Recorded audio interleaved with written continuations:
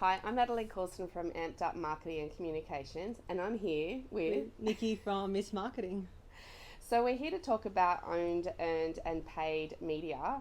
But before we go into that, we wanted to touch on the importance of first impressions. So that is really about your branding. And I wanted to explain a little bit what we mean about branding before going into getting in front of your target audience. So branding really comes down to understanding who you are or who you are as a business and what you stand for.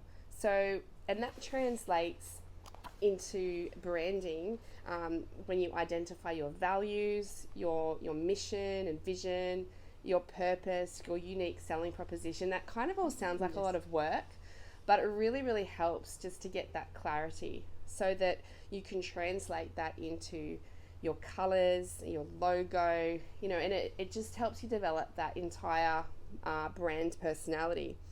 And of course, the next bit is about identifying who your competitors are and how you differ from those. And that comes in, of course, to your USP. And then also Nikki's going to talk more about the audience as well. Yeah, so a big part of branding is actually knowing your ideal audience. So whether it be a client or a customer, and building an avatar around that. So I generally think of my best customer and I have that one person in mind, and I build a lot of what I do around them. So before you start, if you don't actually know any of this information, I would suggest doing some research. So you can do psychographic research, which is all about the attitudes and belief system of your audience, but then you can also do demographic research. So you need to have a clear understanding of who you're talking to, what their problems are, before you can show them how you can build a bridge and transform their life, really. So with what you're offering. So that's a big part of that.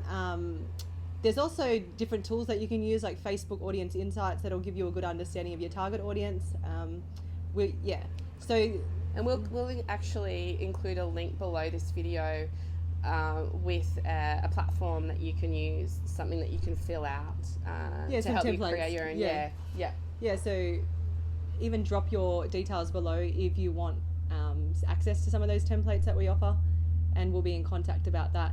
But you also need to know your competition when it comes to branding. So you need to not only know who you are, but you need to know the similar things or the exact same things about your competition. You need to know who they are, what they're selling, what value adds they offer, where they sit in the marketplace, what their positioning is, because you need to know what sets you apart. And in order to know what sets you apart in the marketplace, you need to know what sets them apart.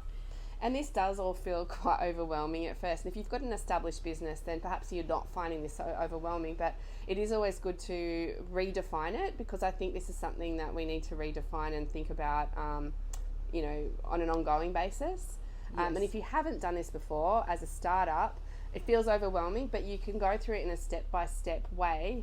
But getting that clarity at the end of the process just helps with everything you do. Yeah, that's exactly right. And we'll go into that in the next videos.